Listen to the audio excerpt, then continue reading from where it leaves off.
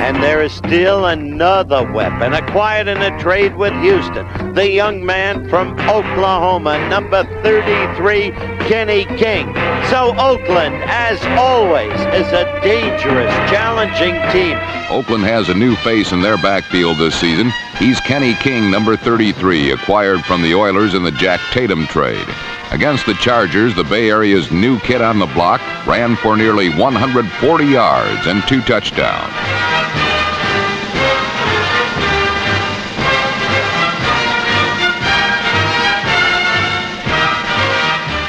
Ball at the 18-yard line of the Raiders. Kenny King, left side, big opening, has a blocker in front. Down the sidelines, and he gets the first down with a nifty run out close to the 38-yard line.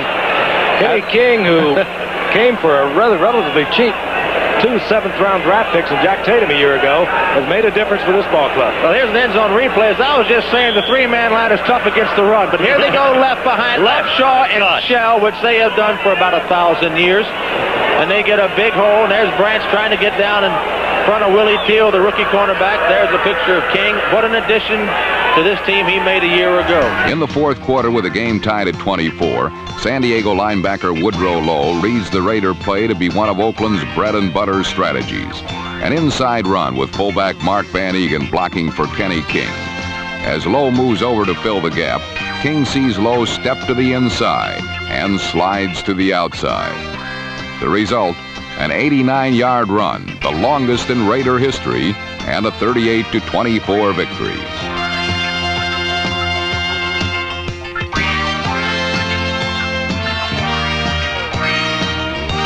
Third down and 3. Ball at the 27-yard line. King gets the call. Big opening on the outside. Look out. There's that speed they want. There's that speed they want. We got a ball game. King in for a 27-yard touchdown. What a trade by Al Davis in getting Kenny King. You got to give him credit as you look at it again. I told you if you thought Oakland was out of it, you're crazy. You know too much. I'll tell you what they did that time. They caught Ham on the inside. Donnie Shell didn't really, I don't think he realized how fast Kenny King was. When the ball gets close to the goal line, the Raiders call upon their premier runner, Kenny King. King's touchdown capped off a 28-17 win for the Raiders, which propelled them into first place in the AFC West, a position they last possessed in 1977. The intimidating line of Shell, Marsh, Sylvester, Marvin, and Lawrence overpowered defenders for Derek Jensen and Kenny King.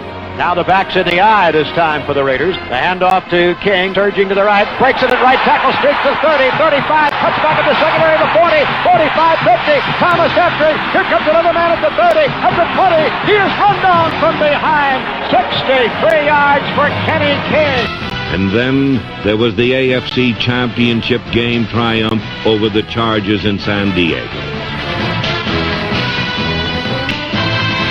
The 10th championship game for the Raiders organization in just 14 years led to the New Orleans Superdome.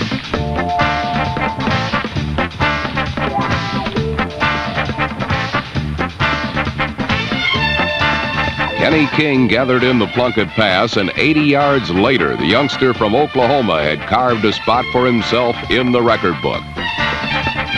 Oakland now led 14-0 as King's jaunt wiped out the previous receiving mark.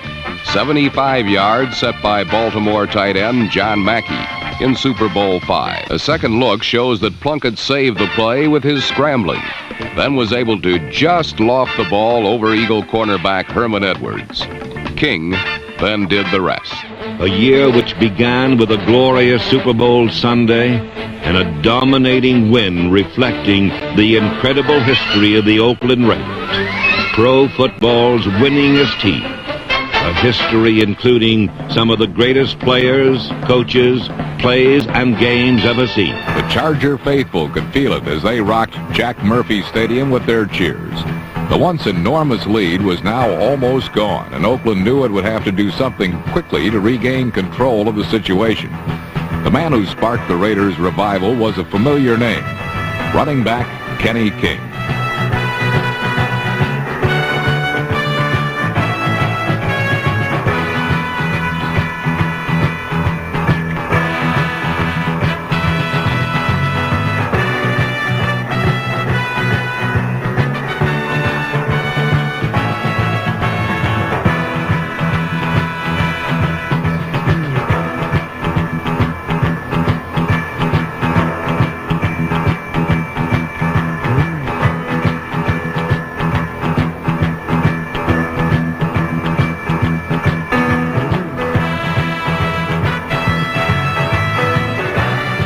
King picked up 22 important yards on the reception. But Coach Tom Flores and skillful offensive assistants Ray Wilsey, Sam Bogosian, Bob Mishak, Tom Walsh, and Larry Cannon deployed Kenny King, number 33, as both runner and receiver.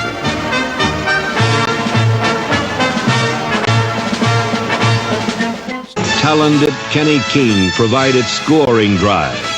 Combining an awesome offensive line and the speed of Kenny King, along with the passing of Jim Plunkett. Left and right, back to split. Plunkett will put it up on 2nd and 6. Goes up top, wide open, Kenny King, touchdown!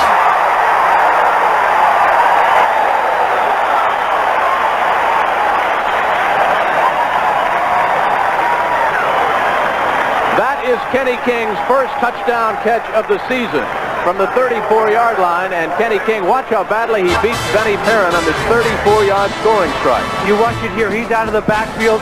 Allen is staying into block throws, a fairly decent block. Perrin just can't stay with King. He makes a good catch, takes it into the end zone, and this is what the Cardinals did not want to happen. Let the Raiders get on top, and it could be a rout. For Tom Flores, the 1983 squad, and the Raiders' undaunted partners, the Tampa trip began in Cincinnati, where guard Charlie Hanna replaced the injured Kurt Marsh, and number 33, Kenny King, along with Marcus Allen, number 32, ripped through the Bengals. Second down, Plunkett gives him an inside handoff to King, sends it back to the 25 to the 20, chase him out at the 15, he's pursued down at the 9-yard line. A Raider offense that would not be denied posted over 400 yards and 4 touchdowns. One of them a reverse field gem by Kenny King.